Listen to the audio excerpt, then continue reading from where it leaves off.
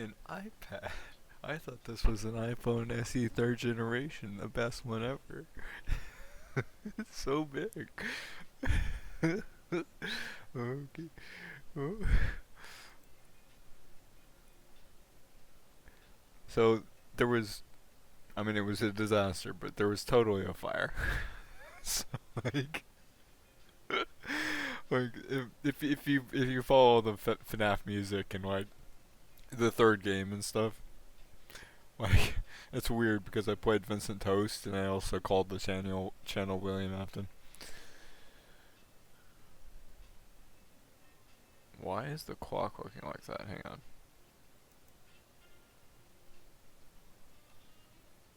It's actually doing that. It's like time stopped or something.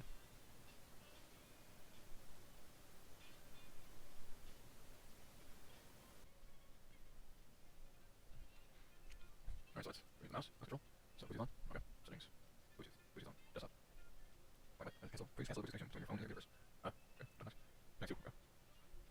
You have to be able to play this keyboard mouse. Like the video version of this doesn't have the seats and stuff. Congratulations, you don't have to. There. Connection successful. I think I used like an app or something for this. So, where's that? Is it blue? No. Bluetooth. So start this right now. It's awesome. Check. I think this is what I used to make this robot song. Sorry about it. Personal condition. Apps.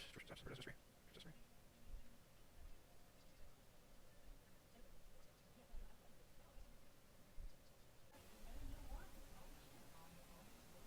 That crazy thing he looks like.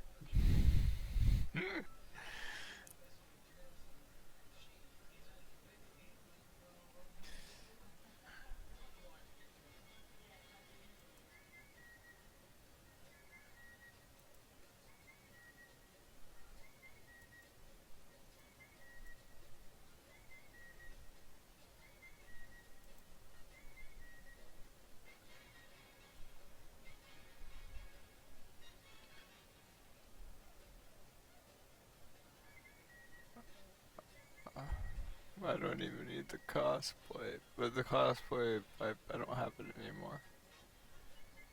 Let's see. I might make a new one.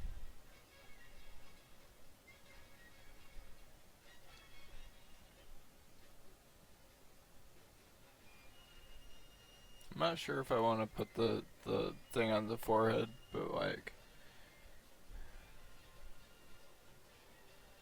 let's see. Google. Now we're looking for the hat.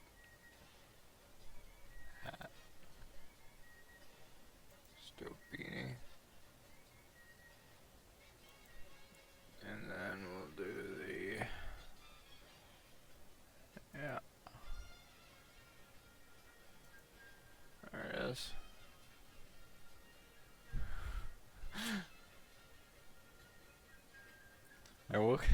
That looks like the Dragon Ball Z guru, or like the master who teaches Goku.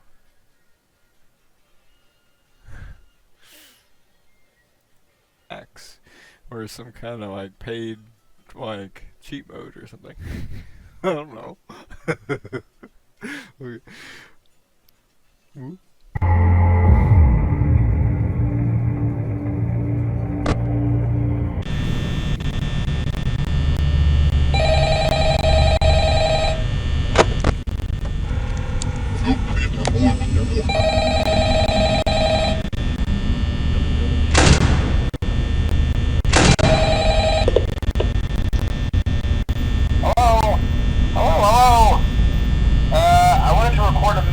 For you to help you get settled in on your first night. I actually worked in that office before you. I'm finishing up my last week now, as a matter of fact, so I know it can be a bit overwhelming, but I'm here to tell you there's nothing to worry about. You'll be fine. So let's just focus on getting you through your first week, okay? Let's see. First, there's an introductory greeting from the company that I'm supposed to read. It's kind of a legal thing, you know. Welcome to Freddy Fazbear's Pizza. A magical place for kids and grown-ups alike, where fantasy and fun come to life. Fazbear Entertainment is not responsible for damage to property or person. Upon discovering that damage or death has occurred, a missing person report will be filed within 90 days or as soon as property and premises have been thoroughly cleaned and bleached and the carpets have been replaced. Blah, blah, blah. Now, that might sound bad, I know, but there's really nothing to worry about. The animatronic characters here do get a bit quirky at night, but do I blame them? No. If I were forced to sing those same stupid songs for 20 years and I never got a bath, I'd probably be a bit irritable at night too. So remember, these characters hold a special place in the hearts of children and we need to show them a little respect, right? Okay. So just be aware, the characters do tend to wander a bit. They're left in some kind of free roaming mode at night. Something about their servos locking up if they get turned off for too long. They used to be allowed to walk around during the day too, but then there was the bite of 87. Yeah, it's amazing that the human body can live without the frontal lobe, you know? Now concerning your safety, the only real risk to you as a night watchman here, if any, is the fact that these characters, if they happen to see you after hours, probably won't recognize you as a person. They'll most likely see you as a metal endoskeleton without its costume on. Now, since that's against the rules here at Freddy Fazbear's Pizza, they'll probably try to forcefully stuff you inside a Freddy Fazbear suit. But it wouldn't be so bad if the suits themselves weren't filled with cross beams, wired, and animatronic devices, especially around the facial area. So you can imagine how having your head forcibly pressed inside one of those could cause a bit of discomfort and death. The only parts of you that would likely see the light of day again would be your eyeballs and teeth that pop out the front of the mask. Yeah, they don't tell you these things when you sign up. But hey, First Station of the Breeze, I'll chat with you tomorrow.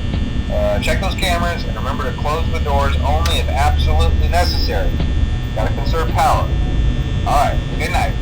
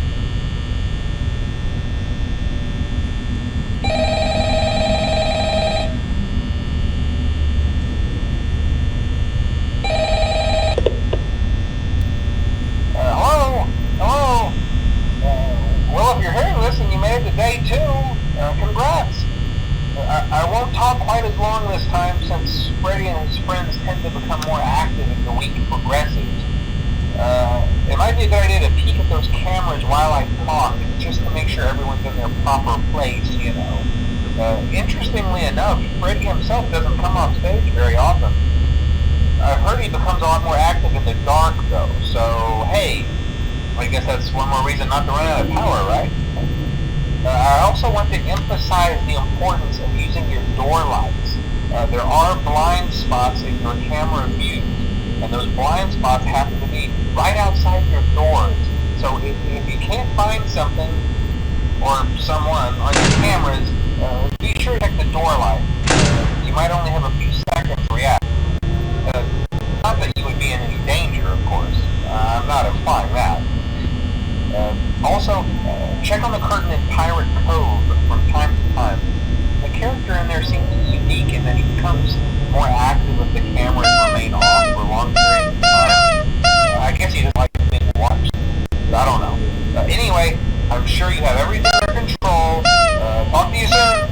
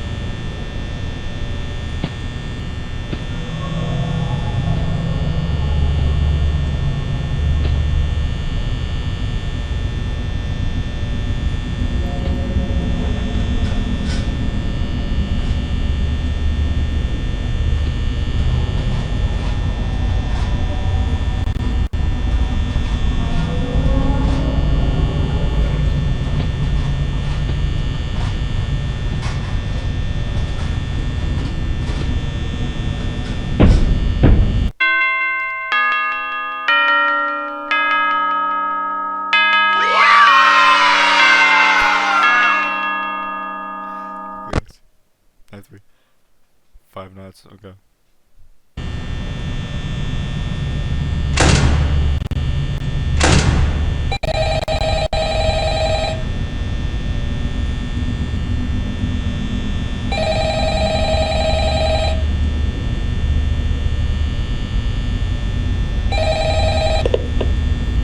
Hello.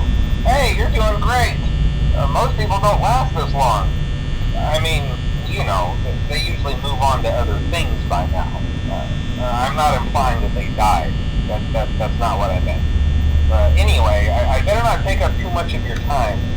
Things are getting real tonight. Hey, listen, I had an idea. If you happen to get caught and want to avoid getting stuffed into a Freddy suit, try playing dead. You know, go limp. Then there's a chance that maybe they'll think that you're an empty costume instead.